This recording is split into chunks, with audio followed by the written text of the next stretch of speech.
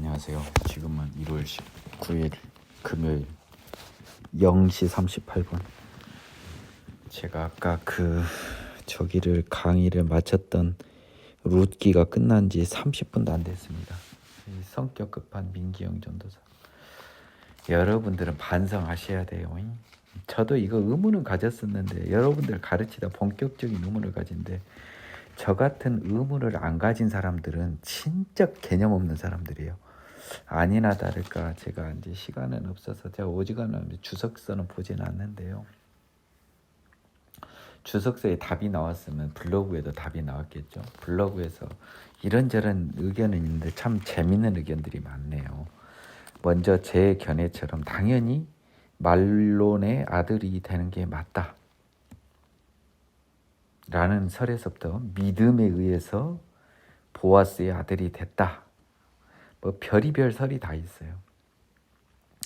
특히 근데 이분들이 주목을 한 게 이 룻이 그 이스라엘 백성을 세운 라헬과 레아 두 사람과 같게 하고 또 그 유다에게 상속자를 내준 다말 같이 베레스 집 같게 한다라는 거죠.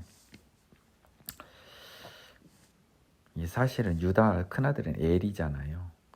근데 그 엘이 이거는 베레스는 이 사건과 전혀 달라요. 왜냐하면 봐보세요.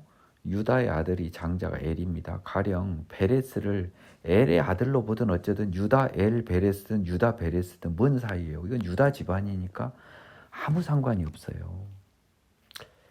근데 여기서 저는 이제 이건 제 개인적인 생각입니다.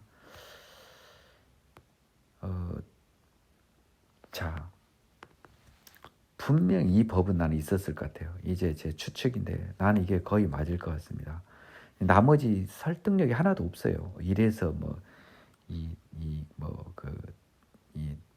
뭡니까 보아스의 아들이 된다고 하는데 정답은요. 보아스의 아들도 되고요. 말론의 아들도 돼요. 말론의 아들도 된다고요. 보아스의 아들도 되고. 근데 말론이라는 가문보다 보아스의 가문이 유력하기 때문에 보아스를 따라간 꼴이 되고요. 사실은 엄밀히 말하면 말론 가문으로도 볼 수 있어요. 자, 이유는 그렇습니다. A라고 하는 사람이 이것도 좀 자신은 없는데요. A라고 하는 사람이 상속자가 그러니까 아들이 둘 이상 가령 낳았으면 보아스가 첫째 아들은 말론 주고 둘째 아들은 보아스의 아들로 하면 되는데 보아스가 아들 하나 주고 끝난 것 같단 말이에요. 느낌에 이것도 아닐까요? 그랬을 때는 제 가정입니다. 자, 오늘 성격 급한 민기영 전도사 도저히 찝찝함을 견디지 못하는 민전도사는 일단 이렇게 결론을 내립니다. 자, 보아스가 아들을 하나만 낳았다면 저는 이 누굽니까? 이 오벳은 말론의 아들도 돼야 되고요. 보아스의 아들도 돼야 돼요. 이걸 이렇게 안 해주면 보아스한테 너무 가혹해요. 네. 왜냐하면 지금 형사 취수의 기업 무르기가 아니에요. 계대 상속이 아니에요. 뭐 계대 혼인이라 그럴까요? 정확한 용어가 뭐든 뭐 있어요. 형이 죽으면 동생이 하는 거 있잖아요. 그거를 뭐 하는 용어가 있더라고요. 제가 보니까 뭐 계대 결혼이라고 그래. 형사 취수. 그러면 보통 이제 한 집안이면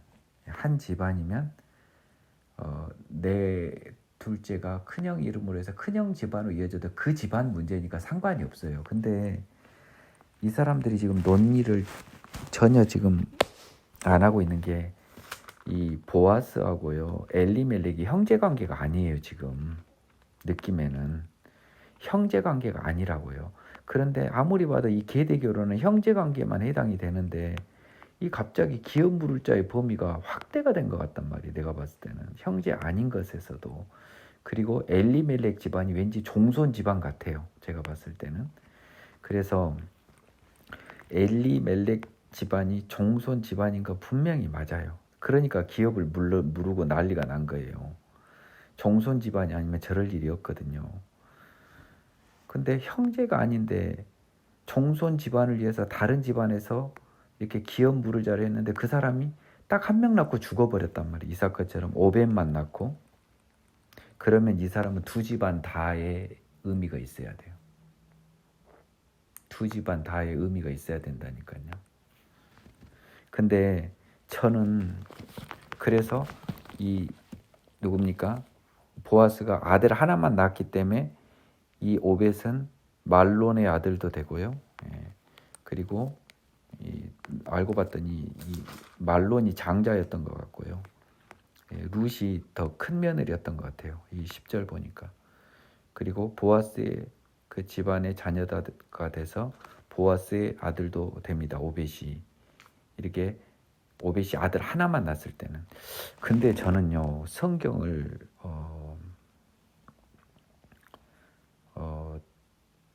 이 13절에 보면 또 그렇게 해석이 안 되는데요. 나오미가 이른데 14절이 지금 사무엘서 1강에서 참 어이없는 강의라고 있습니다.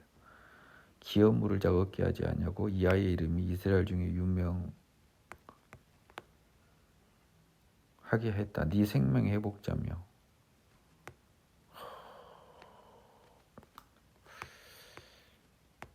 이거는 참 어렵습니다. 자, 해석은 세 가지 중에 하나를 하겠습니다. 첫 번째, 이 기업 물을 자였기 때문에 땅만 사줬으면 됐지 이름을 이어주는 걸로 기재한 이 부분이 그의 형제 중에 이름이 끊어지지 않게 한다. 이 부분이 잘못 과장 해석돼서 들어갔다. 왜냐하면 이거 반하거든요. 기업 물을 자는 원칙적으로 그 형제가 아닌 이상은요 그냥 땅만 사주지 이렇게 형제를 계대 결혼이 없었어요. 제가 그 루키 강의 때 이야기했죠. 자, 그런 가정 하에서 일 안 했다면 당연히 땅만 사줬으면 됐지 보아스는 그 자녀는 지 이름을 할 수 있었기 때문에 오벳은 보아스의 아들이 됩니다. 일 아닙니다. 일하는 뭐냐? 기업 물을 자가 형제가 아닌데 왜 자손까지 있게 해줘야 되냐? 그건 신명기인가 뭐 저기 레이기인가 나온 것에 반한다. 그러니까 보아스의 뭡니까? 보아스는 오벳의 아버지가 되고 그냥 땅만 사주면 된 거다. 나오미한테.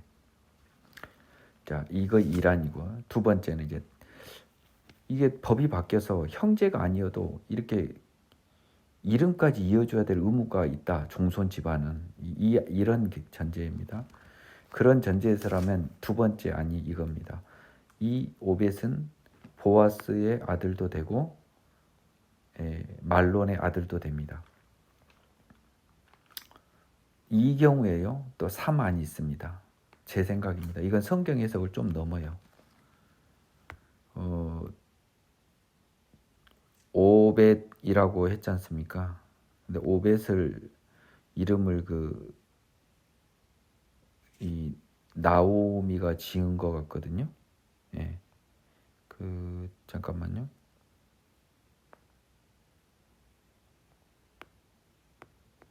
이웃 여인들이 이름을 지어줬네요. 예. 오벳이라고. 나오미에게 아들이 태어났다 해서 그 이름을 오벳이라고 했단 말이에요.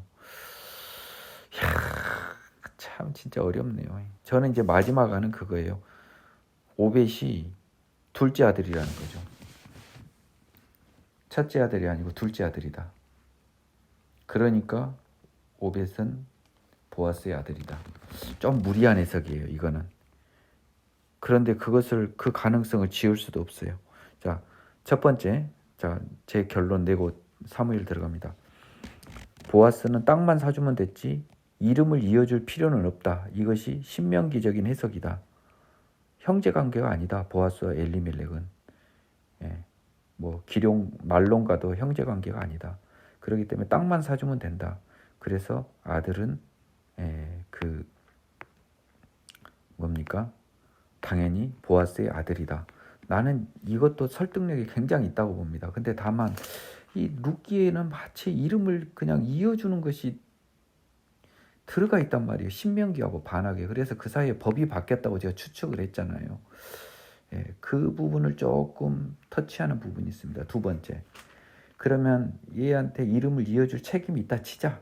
그랬을 때 책임을 이어줄 다른 친척이 아들을 한 명만 낳고 죽어버렸단 말이에요. 그러면 결국 이 사람은 저 책임 이어줄 사람밖에 없고 한 명밖에 못 만들었단 말이에요.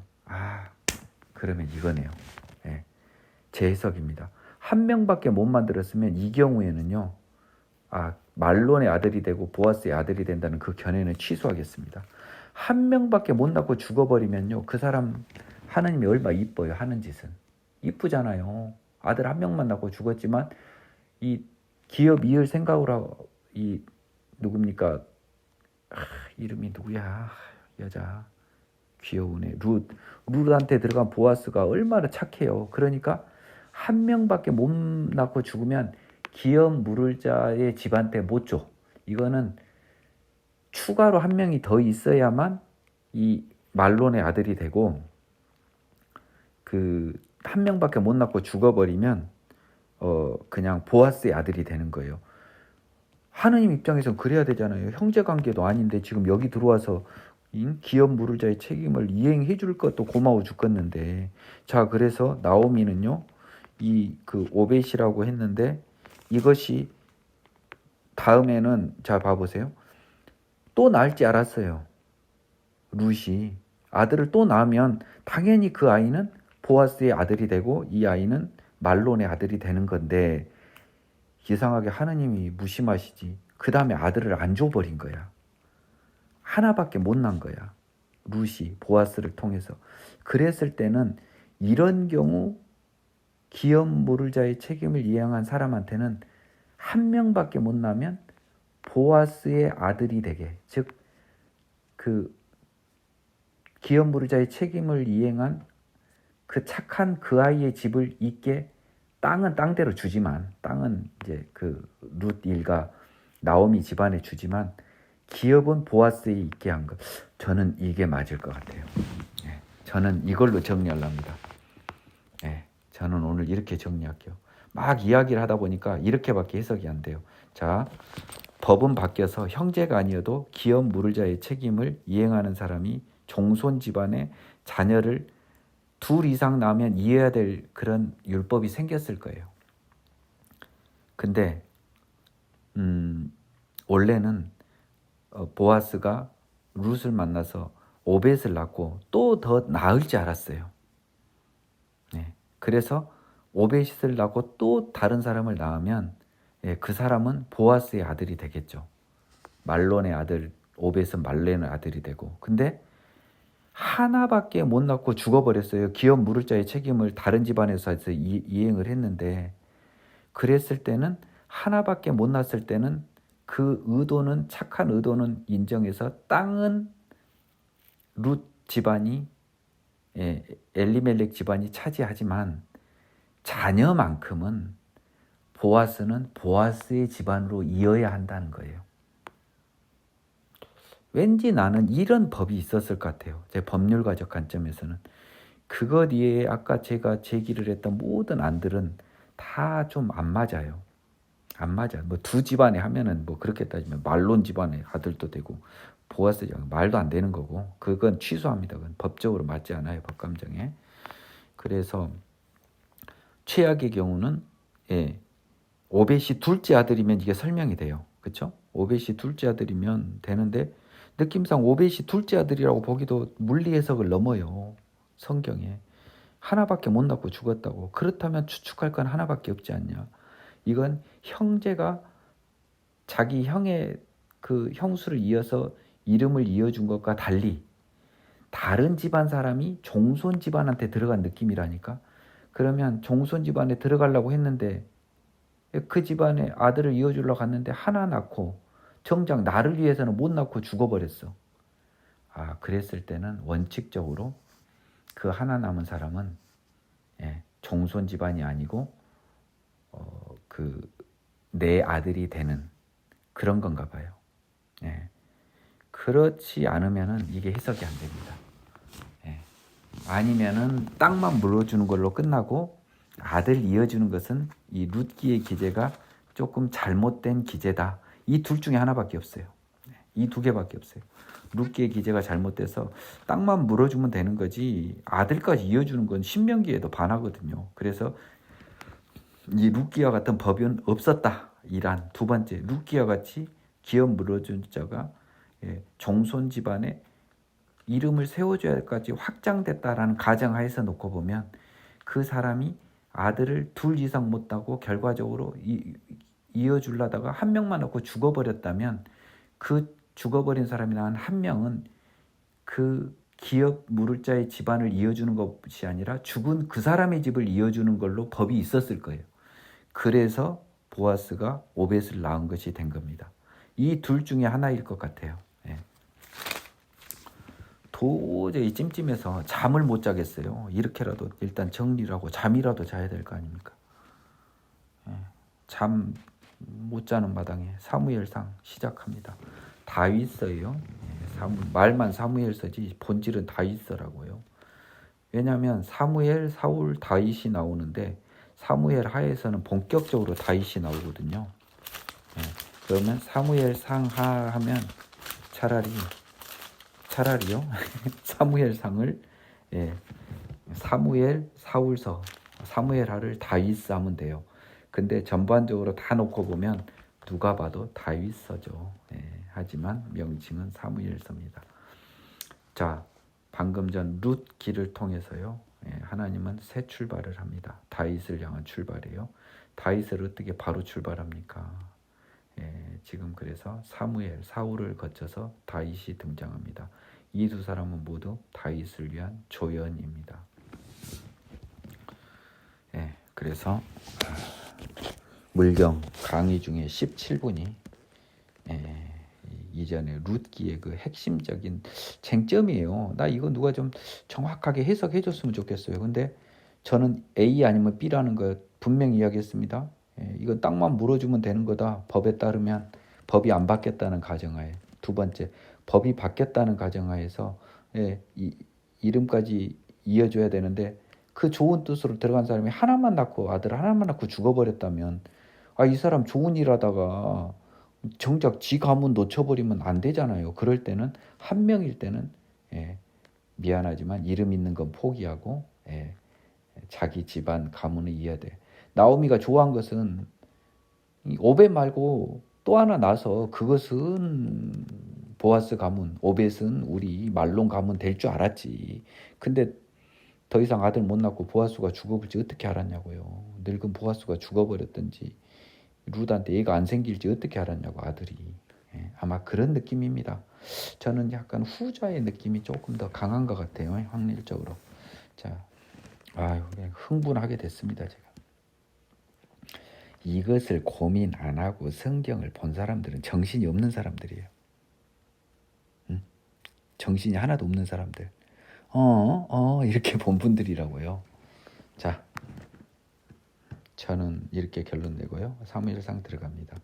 엘가나의 실루스레 에브라임 산지 라마다임 소빔에 에브라임 사람 엘가나라는 사람이 있었으니 그는 여로함의 아들이요 엘리후의 손자요 도우의 증손이요 숲의 현손이었더라. 그 에브라임 사람이라고는 하는데요. 역대상 6장에 보면요. 6장 7절 8절 보면요. 사무엘이 레이 자손으로 나오거든요. 명백히 레이 자손으로 나와요. 사무엘의 아들이 요엘 아비야고요. 사무엘의 아버지가 엘가나잖아요. 우리가 지금 쭉 봤죠. 아까 그 레이 사사기 레이 사람 첩 하면서 에브라임 산지에 있었잖아요. 레이 사람인데 에브라임 사람이라고 해서 레이 사람이 아니고 레이 사람은 모든 이스라엘이 흩어져서 살았으니까요. 예, 성읍과 목초지를 줬잖아요. 그래서 에브라임 사람이긴 하나 레이족인 엘가나라는 사람이 있었습니다. 예, 그에게 두 아내가 있었으니 하나는 한나, 하나는 브닌나. 브닌나는 자식이 있고요. 한나는 없었습니다. 이 사람이 매년 자기 성읍에서 나와서 실로에 올라가서 만군의 여호와께 예배하며 제사를 드렸는데요. 실로에 성막이 있었죠. 예. 이때 그 법궤가 베델에서 성막으로 언제 옮겼는지는 또 모르겠습니다. 이것도 한번 살펴볼 부분이에요. 사사기에서 법궤가 한때 성막은 실로, 법궤는 베델에 있었던 시절이 있었어요. 성경을 읽으면서 이런 것도 유심히 봐야 돼요. 예, 좀 그 배울 만큼 배운 분들은 더 유심히 보세요. 여러분들 그 좋은 머리를 왜 세상에다 쓰세요? 성경에다 좀 쓰십시오. 엘리의 두 아들 홈니와 비느하스가 여호와의 제사장으로 거기 있었습니다. 그러니까 대제사장이 엘리였고요. 아들들도 제사장인 거죠. 엘가나가 제사를 드리는 날에는 제물의 분깃을 그의 아내 브닌나와 그의 모든 자녀에게 주고 한나에게는 갑절을 주니 그를 사랑함이라. 제사는 예물이니까요. 그러나 여호와께서 한나는 임신 못하게 하십니다. 여호와께서 그에게 임신하지 못하게 하심으로 그의 적수인 브닌나가 그를 심히 격분하게 하여 괴롭게 하니라. 이 정도밖에 번역을 할 수 없었을까 싶은데요. 적수 굉장히 좀 이렇게 고급스러운 단어가 아닌데 또 한번 보겠습니다.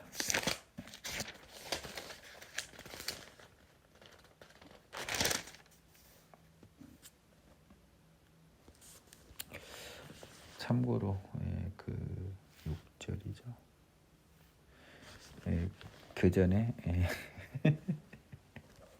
개역 한글 버전에서는 대적이라고 했네요. 영어 한번 볼까요? 라이벌이라고 쓰지 않습니다. 자, 라이벌 적수죠. 그러면 제가 한번 번역을 한번 해볼까요? 경쟁자. 그와 경쟁 관계인.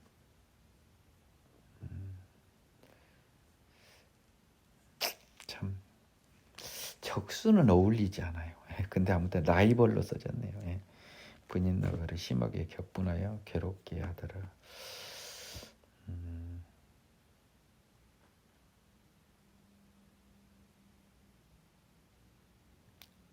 경쟁자. 뭐 적다라는 단어가 없네요. 적수라고 쓴 그전에는 대적이라고 써졌거든요. 그건 더 무서운 말이고, 적수도 왠지 좀 멘트가 조금 이렇게 수준이 낮아 보이고, 그냥 차라리 라이벌이라고 쓸까요? 근데 아무튼 그런 관계니까 의미는 통하네요. 그러니까 경쟁 관계에 있는 분인나는 어머 동서는 왜 애가 없어? 아유 우리 누구야? 엄마 젖 좀 먹으라 막 하면서 계속 아주 열을 받게 한 겁니다. 매년 한나가 여호와 집에 올라갈 때마다 남편이 그같이 하며 분인나가 그를 격분시키므로 그가 울고 먹지 아니하니. 생각을 해보세요. 그 분인나 입장에서는 얼마나 화가 납니까? 갑절이나 한나 줘불고 자기는 쬐끔 주고 나는 애까지 있는데, 그러니까 약 올리고 싶잖아요. 애 갖고. 내가 쟤보다 나은 건 애밖에 없어요. 여자들 심리가 그럴 것 같습니다. 그의 남편 엘가나가 그에게 이르되 한나여 왜 울며 왜 먹지 아니하며 왜 마음이 슬프냐? 내가 그대에게 10아들보다 낫지 아니하냐 하니라. 그들이 실로에서 먹고 마신 후에 한나가 일어나서 그때 제사장 엘리는 여호와 전 분설주 의자에 앉아 있더라.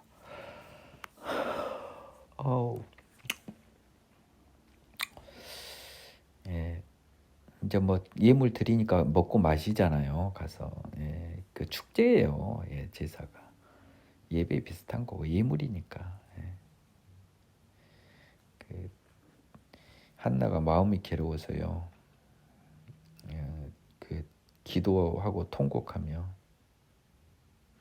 그러니까 그저 뭡니까? 한나는 일어나서요. 기도실로 간 거예요. 기도실 비슷한 게 있을 거 아닙니까? 뭐 그 성막에 그 이 엘리라는 사람은 그저 뭡니까? 이 여호와의 전 문설주 곁 아마 성막에서는 건방지게 앉아 있을 수는 없고요. 그러니까 성막 입구에 이렇게 의자가 있었나 봐요. 제사장이 앉는 그런 느낌입니다. 건방지게 성막에 앉아 있을 수는 없잖아요. 성막 안에서는.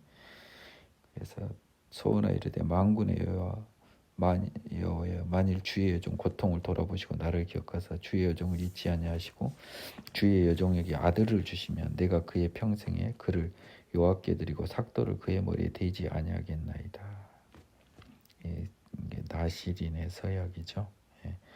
레이인도 나실인이 될 수 있는 것 같아요. 그래서 이전에 제가 레이는 좀 안 되지 않을까 생각을 했거든요. 받쳐진 사람이라서. 근데 나실인은 레이인보다 더 엄격하게 하나님께 온전히 바쳐진 거니까 레이인도 되나 봅니다. 그가 여호와 앞에 오래 기도하는 동안 엘리가 그의 입을 주목한즉 한나가 속으로 말하며 입술만 움직이고 음성은 들리지 아니하므로 엘리가 그가 취한 줄로 생각한지라. 이렇게 소리 내서 기도하진 않았나 봐요. 근데 우리가 소리 안 내도 여러분 입은 움직이잖아요. 소리 안 내서. 근데 이제 이런 기도가 엘리 제사장 입장에 좀 예외였나 봐요. 원래는 시끄럽게 막 이야기하는 기도인가 봅니다. 그래서 술 먹은 걸로 생각한 거예요. 엘리가 그 얘기를 했더니 네가 언제까지 취하 있겠냐, 포도주 끊으라 한 겁니다. 한나가 대답을 이르되 내 주여 그렇지 아니하니이다. 나는 마음이 슬픈 여자라 포도주나 독주를 마신 것이 아니요 여호와 앞에 내 심정을 통한 것뿐이오니 여호와의 여종을 악한 여자로 여기지 마옵소서. 내가 지금까지 말한 것은 나의 원통함과 격분됨이 많기 때문이니이다 하는지라. 엘리가 대답하여 이르되 평안히 가라. 이스라엘 하나님이 내게 기도하여 구한 것을 허락하시기를 원하노라. 제사장이 이렇게 축복의 멘트인가 봅니다. 이르되 당신의 여종이 당신께 은혜에 있기를 원하나이다. 이거는 또 제사장에게 드리는 인사 멘트인가 봅니다. 하고 가서 먹고 얼굴에 다시는 근심빛이 없더라. 18절 후반 가서 먹고 얼굴에 다시는 근심빛이 없더라. 이게 여러분 하나님 주신 평안이에요. 평안. 구약에도 이 한나라는 여자가 평안이라고 하는 것을 맛을 본 거예요. 이 분인나의 격분이나 자녀 없음으로 서운한 모든 것을 정복한 평안이 왜 없겠어요? 하나님이 딱 평안도 주시고 자녀도 준다고 딱 또 한나에게 딱 나타나신 겁니다. 그러니 근심빛이 없지. 어떻게 없습니까? 사람이. 하느님이 이게 다 해주신 거죠. 그들이 아침에 일찍 일어나 여호와 앞에 경배하고 돌아가 라마의 자기 집에 이른 겁니다. 엘가나가 그 아나 한나와 동침하며 여호와께서 그를 생각하셨습니다. 한나가 임신하고 때가 이르며 아들을 낳아 사무엘이라 이름하였으니 이는 내가 여호와께 그를 구하였다 합니다. 사무엘에 이렇게 해서요. 이스라엘의 마지막 사사이자 최초의 선지자는 아니죠. 이렇게 또 너무 심한 말로 모세도 선지자라고 뭐 많은데요. 그래서 이스라엘의 사무엘이 드디어 태어납니다. 그 사람은 엘가나 그 온 집이 여호와께 매년제와 서원제를 드리러 올라갈 때 오직 한나는 올라가지 아니하고 그의 남편에게 이르되 아이를 젖대거든 내가 그를 데리고 와서 여호와 앞에 뵙게 하고 거기에 영원히 있게 하리이다 하니 그의 남편 엘가나가 그에게 이르되 그대의 소견에 좋은 대로 하여 그를 젖대기까지 기다리라. 오직 여호와께서 그의 말씀대로 이르시기를 원하노라니라. 이에 그 여자가 그의 아들을 양육하며 그 젖대기를 기다리다가 젖을 뗀 후에 그를 데리고 올라갈새 숫소 3마리와 밀가루 한 에바와 포도주 한 구적부대를 가지고 실로 여호와 집에 나아갔는데 아이가 어리더라. 자, 이제 번제, 소제, 전제물 다 가지고 왔습니다. 뭐 번제인지 화목제인지는 모르겠지만 번제겠죠. 원칙은 번제니까.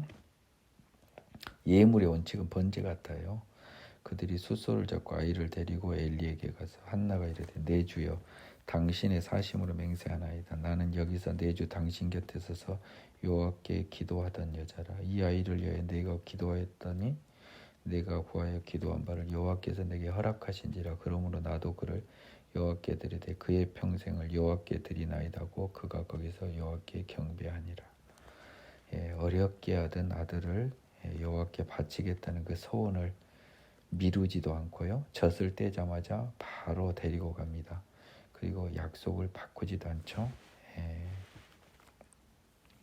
소원을 충실히 이행한 한나. 하나님이 얼마나 기뻐하셨을까요? 여러분 같으면 좀 바꾸고 싶을 수도 있잖아요.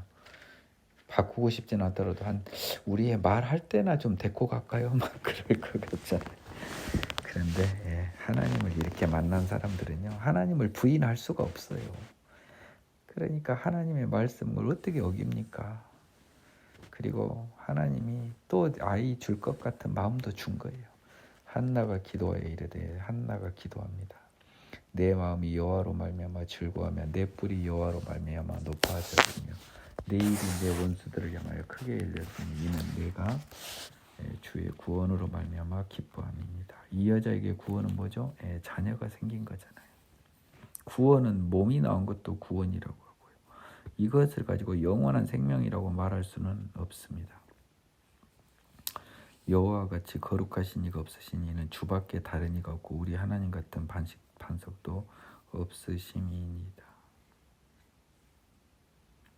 시임이 교만한 말을 다시 하지 말 것이며 오만한 말을 너희 입에서 내지 말지어다. 여호와는 지식의 하나님이시라 행동을 달아보시느니라. 무서운 말입니다. 속일 수 없는 분이라는 거죠. 다 아시는 분이고 행동을 달아본다면 그 말이 그 말 아닙니까?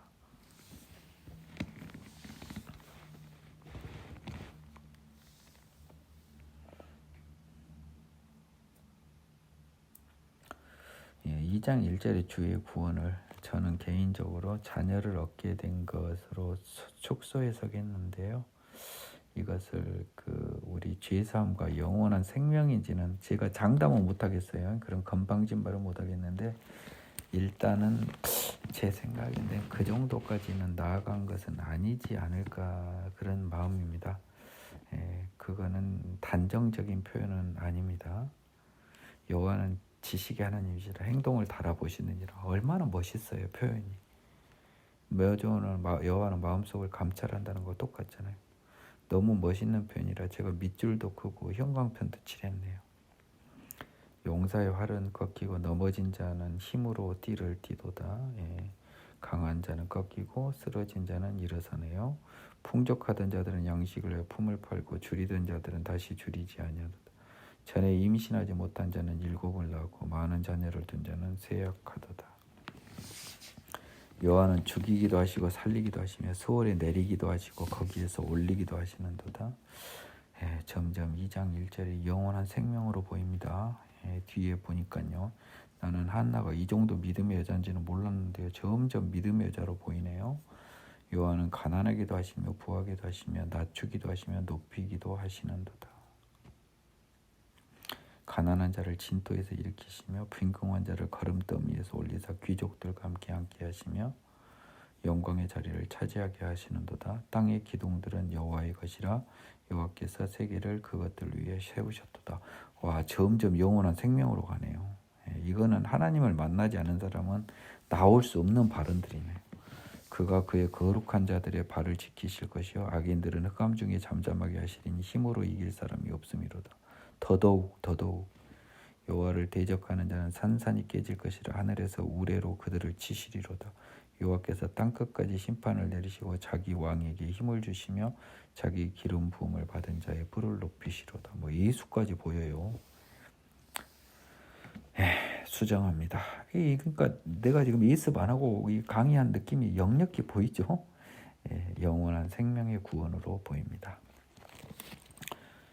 지금 좀 흥분해가지고 지금 30분, 20분 좀 블로그 찾다가 지금 뭡니까? 룻기 마지막 부분에서 너무나도 그냥 해결하지 않으면 안 되는 부분이 있어가지고 지금 이게 강의를 해서는 안 된 시간에 지금 강의 들어온 거예요. 엘가나는 라마의 자기 집으로 돌아가고 그 아이는 제사장 엘리 앞에서 여호와를 섬깁니다. 야, 서원하고 나시지로 맡기고 돌아선 엘가나와 한나의 심정은 어땠을까요? 예. 그런데 한나의 마음은 평안했네요. 엘가나는 몰라도. 자, 왜냐하면요. 1장 18절에 얼굴에 다시 근심빛도 없고요. 또 아이까지 낳았어요. 그러면서 구원을 기뻐해 버렸으니 게임이 끝났죠. 예. 행실이 나쁜 엘리의 아들들. 엘리의 아들들은 행실이 나빠 여호와를 알지 못하더라. 그러니까요. 예. 이게 정석이에요. 보통이에요. 그 제사장들이 백성에게 행하는 관습은 이러하니 곧 어떤 사람이 제사를 드리고 그 고기를 삶을 때 제사장의 사환이 손에 새 살 갈고리를 가지고 와서 제사장의 사환이요. 그것으로 냄비에나 솥에나 큰 솥에나 가마에 찔러 넣어 갈고리에 걸려 나오는 것은 제사장이 자기의 것으로 가지되 실로에서 그곳에 온 모든 이스라엘 사람에게 이같이 할 뿐 아니라. 잠깐만요. 그 제사장들이 백성하게 하는 관습은 이러하니. 자, 여기도 12절과 이어서 해석해야 돼요. 레위기에서 이런 말 안 나왔어요. 근데 엘리의 아들들은요, 이런 습관이 있었다는 거. 이거 관습이 잘 됐다는 게 아닙니다. 제사장 사원이요, 이게 그 세 살 갈고리, 이게 그 세 손가락 같이 생긴 갈고리를 가지고 와서요, 냄비나 솥에나 가마에 찔러 넣어 갈고리에 걸려 나오는 것은 제사장이 자기 것으로 가지되 실로에서 그곳에 온 모든 이스라엘이 같이 할 뿐만 아니라. 제사를 드리고 나서 고기를 삶을 때요, 기름을 태우기 전에도, 심지어 제사 드리기 전에죠, 제사장 사원이 와서 제사 드리는 사람에게 이르기를 제사장에게 구워드릴 고기를 내라. 그가 네게 삶은 고기를 원하지 아니하고 날 것을 원하신다 하다가 그 사람이 이르기를 반드시 먼저 기름을 태우니 네 마음에 원하는 대로 가지라면 그가 말하기를 아니라 지금 내게 내라. 그렇지 않으면 내가 억지로 빼앗으리라 하였으니. 원래는 이렇게 제사를 다 드리고 삶을 때 이렇게 찔러서 갈고리에 걸려오는 것은 이렇게 가지는 것이 원칙. 이것도 잘 된 건 아닌 것 같은데, 느낌에는요. 심지어 아예 제사 타기도 전에 15절, 제사장이 삶은 고기는 맛없잖아요. 그래서 좀 우리가 생고기 구워 먹어야 되니까 고기 내라. 미리 제사장 부부는 미리 주라. 삶은 고기는 원하지 않는다. 이 번제로 드린 고기를 원래는 탄 다음에 삶아서 먹었나 봅니다. 느낌에는 그래요. 지금 추측해 볼 수밖에 없잖아요. 우리가 이스라엘 사람도 아닌데. 그 사람이 이르기를 반드시 먼저 기름을 태우니 네 마음에 원하는 대로 가지라 하면, 마음 같아서는 봐보세요. 기름, 이제 화목제 이야기입니다. 번제가 아니고요. 이거 보면 눈치를 채야 돼요. 화목제를 드리니까 기름 태운 후에 나머지는 가져갈 수 있잖아요. 뒷다리와 가슴은. 그가 말하기를 아니라 지금 내라. 그렇지 않으면 내가 억지로 빼앗으리라. 아마 기름이 좀 맛있어서 기름을 먹으려고 그랬을까요? 아니면은 좀 나중에 가져가도 되는데요. 기름 태운 후에 가져가도 되는데 뭘 빨리 못 가져가서 난리인지. 아무리 봐도 마블링을 좋아한 거 아닌가 싶기도 하고. 이 소년들의 죄가 여호와 앞에 심히 크면 그들이 여호와의 제사를 멸시한 거죠. 여호와의 제사 레위기에 따라 지내야 되는데 세상에 여호와 드리기도 전에 야 나 지금 고기 땡기니까 기름 좀 섞어서 먹으란다 하면서 뺏어버린 거죠. 이렇게 제사의 율법을 지키지 않는 건 여호와를 멸시하는 거잖아요. 명령했으면 지켜야죠. 제사장들이. 딴 것도 아니고 여호와의 제사를 멸시하면 어떡합니까? 제사장이.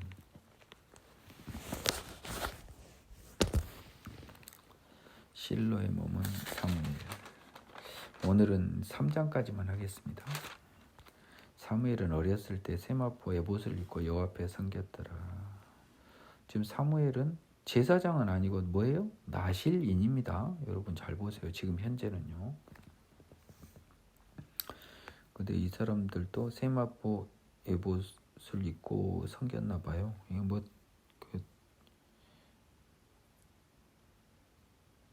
그래서 지금 이것이 지금 좀 애매해요. 아직 제사장은 아닌 것 같거든요. 제사장은 아니잖아요. 제사장 가문이 아니잖아요. 일단 예? 이 사람이 잠깐만요. 역대상을 한번 볼게요. 저기 아론 가문이나요? 역대상 6장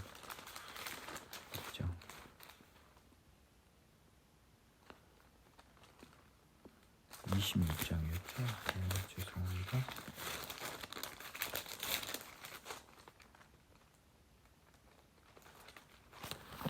아까 제가 몇 장이라고 그랬죠? 26장 26절이었나요? 갑자기 헷갈리네.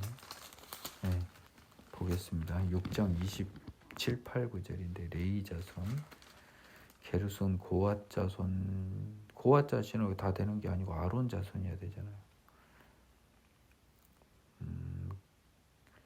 아므람, 게르손 한번 봐보겠습니다. 고앗에서는 아미나답, 고앗,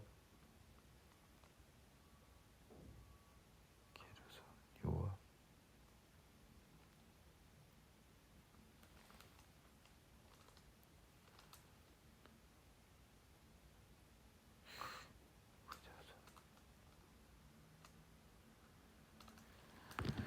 엘가나 어디 한번 볼까요? 아마세, 아이미.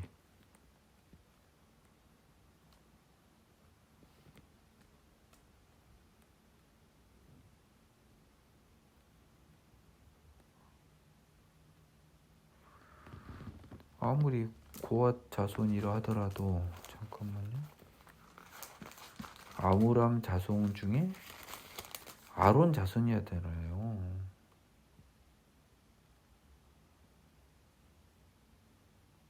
갑자기 암미다답이 나오고 고라고. 지금 제가 봤을 때는 이 사무엘이 이 레이의 자손으로는 나와 있지만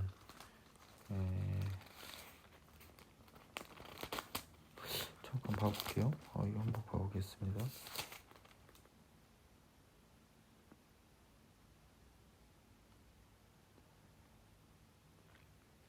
대제사장 반열에 속하지 않은 자들의 명단이라는 건데 23장을 보겠습니다.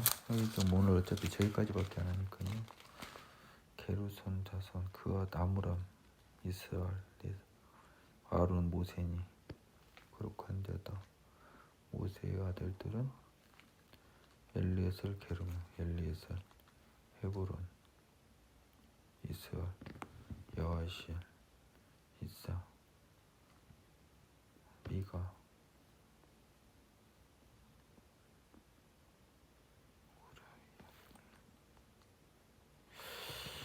지금 그와의 아들 헤브론, 오시세, 아므람메도 모세와 아론하고 그렇게 딱 연결은 안 돼요. 제가 나중에 한번 확인해 보겠습니다. 안 연결이 되는데요. 근데 지금 세마포 에봇을 입고 있어요. 제사장도 아닌데 그의 어머니가 매년 드리는 제사를 드려 그 남편과 함께 올라갈 때 작은 것을 지어다 그에게 주었더니 엘리가 엘가나와 그 아내에게 축복하 이르되 여호와께서 이 여인으로 말미암아 네게 다른 후사를 주사 이가 여호와께 간구하여 얻어 바친 아들을 대신하게 하시기를 원하노라 했더니 그들이 자기 집으로 돌아가며 여호와께서 한나라를 돌보시사 그로 하여금 임신하여 세 아들과 두 딸이나 낳게 했습니다. 아이 사무엘은 여호와 앞에서 자랍니다. 여호와께서 다 보답을 해주셨네요. 엘리와 그의 아들들. 엘리가 매우 늙었더니 그의 아들들이 온 이스라엘에 행한 모든 일과 아까 그 고기 막 먼저 먹고 난리도 아니었죠. 제사 지내기도 전에 회막문에서 수종드는 여인들과 동침하였음을 듣고 심지어 회막문에서 동침을 하기까지 했습니다. 여인들과요.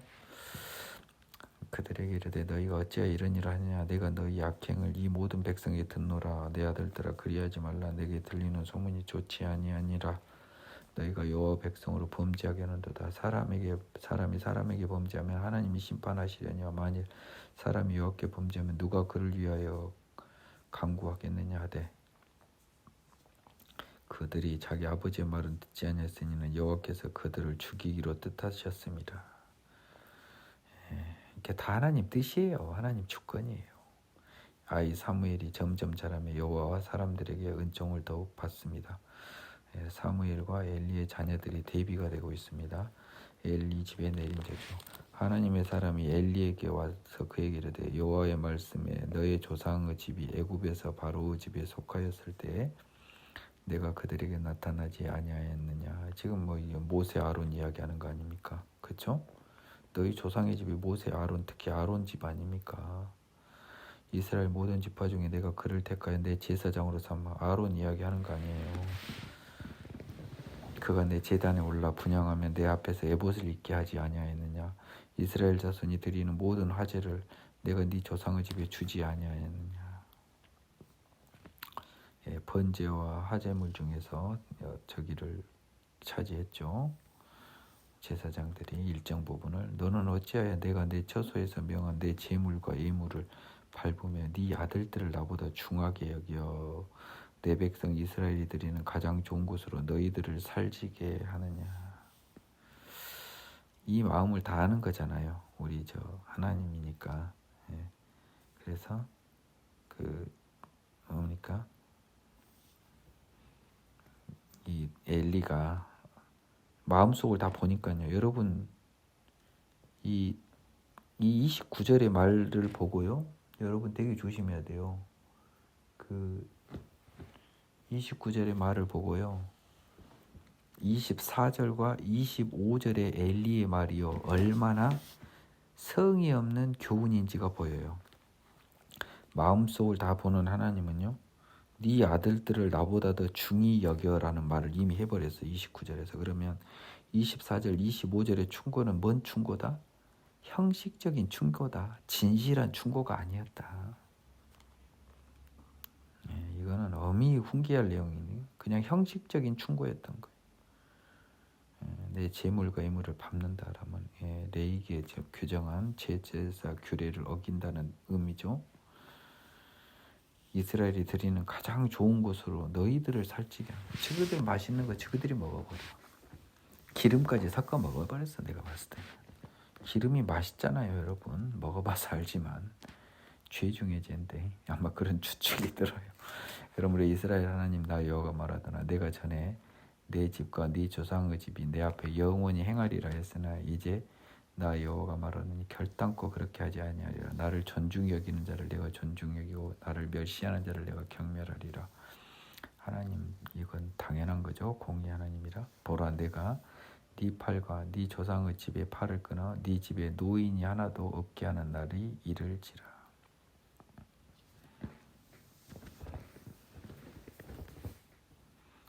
그래서 이 엘리의 집에 저주가 내립니다.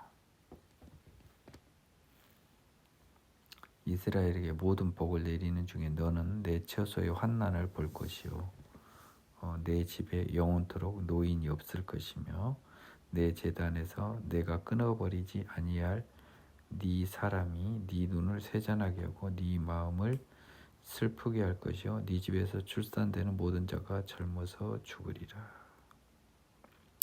그러니까 노인이 하나도 없게 하는 날이란 말이 뭔 말이냐면 다 젊어서 죽는다는 소리예요.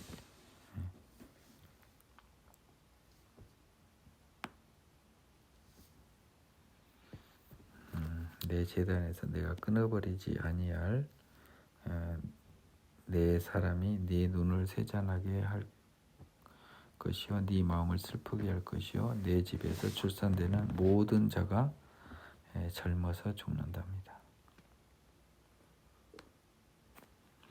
내 제단에서 끊어버리지 아니할 내 사람이 누군지가 조금 궁금하네요.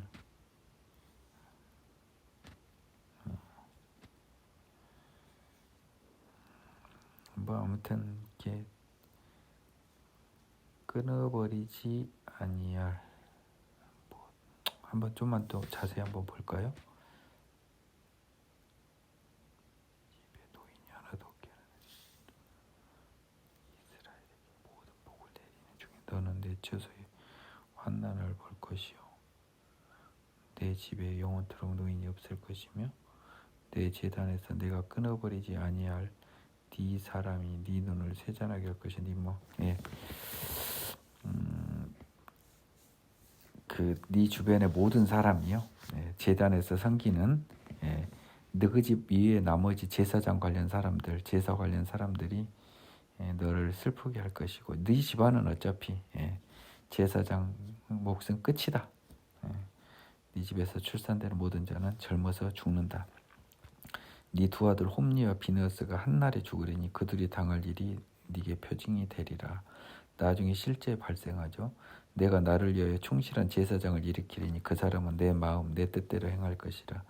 내가 그를 위하여 견고한 집을 세우리니 그가 나의 기름 부음을 받은 자 앞에 영구히 행하리라. 그래서 새로운 제사장을 일으킬 이야기를 미리 보여주십니다. 그래서 33절에 끊어버리지 않을 네 사람이 바로 내가 나를 위하여 충실한 제사장 일으킨 그 사람이 바로 33절 초반부 그 사람이겠네요. 그리고 네 집에서 남은 사람이 각기 와서 은 한 조각과 떡 한 덩이를 위하여 그에게 엎드려 이르되 청하노니 내게 제사장의 직분 하나를 맡겨 내게 떡 조각을 먹게 하소서 하리라 하셨다니라. 제사장 집안은 원래 먹을 게 풍부해요.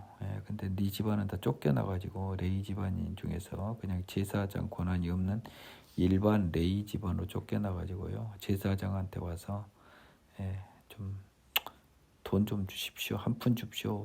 한 입만 주십시오. 이럴 거라는 거예요. 저주를 이야기했습니다. 여호와께서 사무엘을 부르시다. 아이 사무엘이 엘리 앞에서 여호와를 섬길 때는 여호와의 말씀이 희귀하여 이상이 흔히 보이지 않았더라. 이런 엉망인 제사장들이 있으니 어떻게 여호와께서 일을 하시겠습니까? 말씀도 없고요.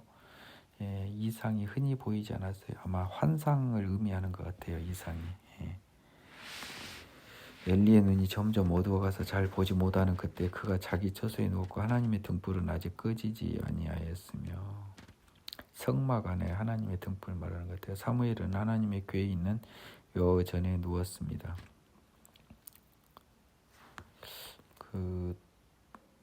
하나님의 궤에 있는 여호와의 전 안에 누웠다는 것, 성막 안에서 이렇게 잠도 잘 수 있나 봅니다. 여호와께서 사무엘을 부르시는지라 그가 대답하되 내가 여기 있나이다고 엘리에게로 달려가 이르되 당신이 나를 부르셨기로 내가 여기 있나이다 하니 그가 이르되 나는 부르지 아니하니 다시 누우라 하는지라 그가 가서 누웠습니다. 여호와의 전 안에서 누웠다. 성막 안에서 아마 회막 안은 아닐 것 같고요. 내가 봤을 때는 여호와의 전에 또 이렇게 제사장들 자는 공간이 있을 거 아니에요. 거기서 누웠겠네요. 어디 그 성스러운 데서 누울 수 있겠어요.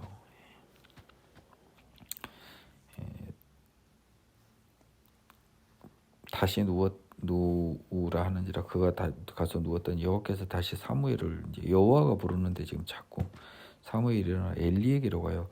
사무엘아 하니까 그 소리는 이거 여기서는 소리할 사람 제사장 엘리밖에 없잖아요. 그래서 엘리에게로 가서 이르되 당신이 나를 부르셨으므로 내가 여기 있습니다 하니까 그가 이르되 야 내 아들아 내가 안 불렀어 다시 누우라니. 사무엘이 아직 여호와를 알지 못하여 여호와 말씀도 아직 그에게 나타나지 아니한 때라. 사무엘은 하나님이 이렇게 보이지 않는 하나님이 음성으로 나타나 부른다는 걸 상상도 못하고 있는 거예요. 여호와께서 세 번째 사무엘을 부르시니라 그가 일어나 엘리에게 가서 이르되 당신이 나를 부르셨기로 내가 여기 있나이다 하니 엘리가 여호와께서 이 아이를 부르신 줄 깨닫고 제사장이라 이제 여호와가 음성으로 얘를 부른 걸 안 거예요. 자기는 부른 사실이 없잖아요. 그러면 얘가 나한테 와서 여기 제사장님이 부르셨기로 내가 여기 있나이다 했는데 당신이 나는 안 불렀잖아요. 그럼 하나님이 불렀구나 이제 안 거예요. 엘리가 사무엘에게 이르되 가서 누웠다가 있잖아. 또 그가 너를 부르시거든 네가 말하기를 여호와여 말씀하옵소서 주의 종이 듣겠나이다 하라니 이에 사무엘이 가서 자기 처소에 누웁니다. 이제 여호와께서 임하여서 전과 같이 사무엘아 사무엘아 부른지라 사무엘이 이르되 말씀하옵소서 주의 종이 듣겠나이다 하니 여호와께서 임하여 서서라고까지 표현했습니다. 이전까지는 서서는 없었는데요. 이것도 궁금하네요. 사무엘 3장 10절입니다.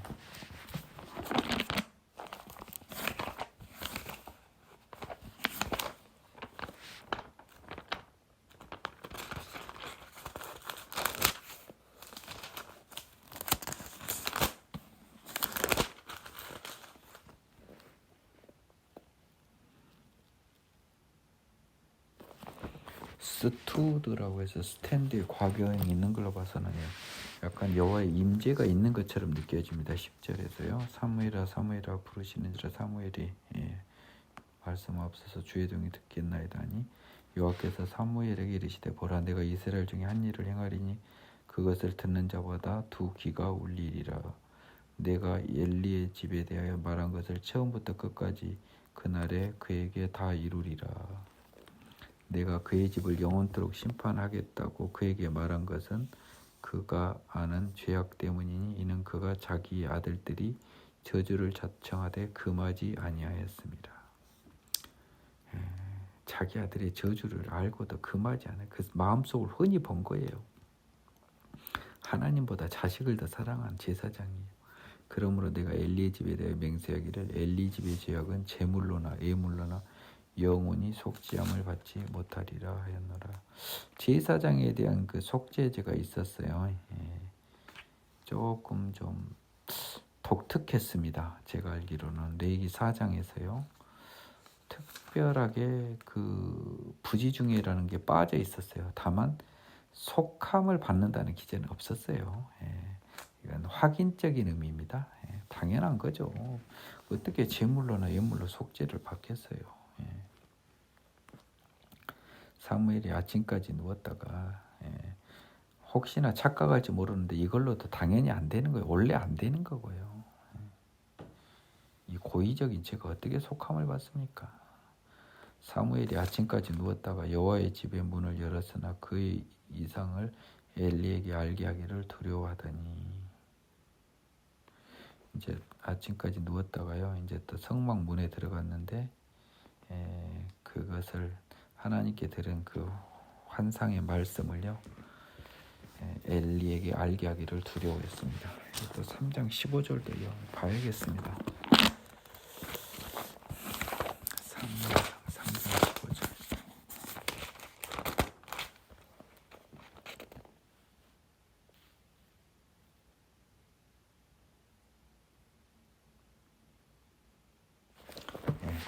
환상, 비전입니다. 비전. 환상. 그 하나님에게 환상으로 들은 말씀을 알게 하기를 두려워했습니다. 엘리가 사무엘을 불러 이르되 내 아들 사무엘아 하니 그가 대답하되 내가 여기 있나이다 하니 그가 이르되 네게 무엇을 말씀하셨느냐 청하노니 내게 숨기지 말라. 네게 말씀하신 모든 것을 하나라도 숨기면 하나님이 내게 벌을 내리시고 또 내리시길 원하노라 하는지라. 이제 겁은 난 거죠. 지은 죄는 있어서. 사무엘이 그것을 그에게 자세히 말하고 조금도 숨기지 아니하니 그가 이르되 이는 여호와시니 선하신 대로 하실 것이니라 하니라.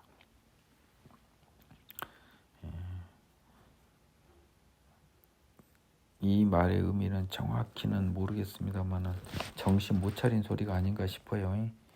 바로 반성한 게 아니고 사무엘이 그것을 그에게 자세히 말해도요. 그가 이르되 이는 여호와시니 선하신 대로 하실 것이니라 한 것. 정신을 못 차린 느낌이 좀 듭니다. 사무엘이 자라매 여호와께서 그와 계셔서 그의 말이 하나도 땅에 떨어지지 않게 하시니 말에 실수가 없게 다 지켜주신 거죠. 단에서부터 브엘세바까지 온 이스라엘 표현할 때 관용적인 표현입니다. 그리고 단은 또 다른 이름이 뭐였죠? 라이스였죠. 우리가 지난번에 사사기에서 열심히 공부해서 드디어 단지파의 그 내력을 확인했어요. 큰 수확이었습니다. 개인적으로. 사무엘은 여호와의 선지자로 세우심을 입은 줄 알았어요. 하느님과 말을 하니까 여호와께서 실로에 다시 나타나시되 여호와께서 실로에서 여호와의 말씀으로 사무엘에게 자기를 나타내시니라. 한동안 엘리 집에 발을 끊으셨던 하나님이 사무엘 때문에 실로에 다시 나타나시고 여호와께서 실로에서 여호와의 말씀으로 직접 자기를 나타내셨습니다. 사무엘에게요.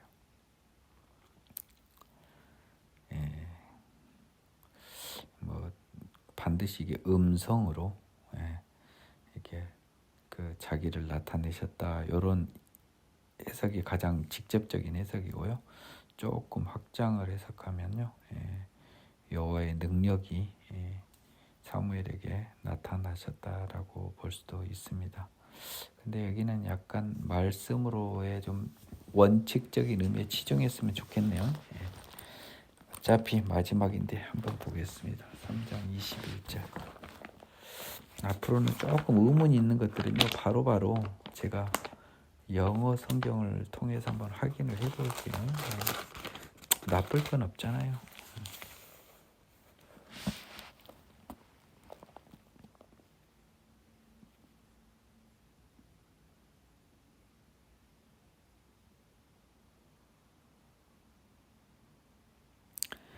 By the word of the Lord니까요. 저는 능력으로 해석하는 게 더 맞을 것 같습니다. 여호와의 말씀이니까 능력으로 자기를 나타내셨다. 어떤 말, 스피치 이런 느낌이 아니에요. By the word of the Lord니까 여호와의 능력으로 나타났다. 이게 좀 더 정확할 것 같습니다. 영어 성경을 보니까요.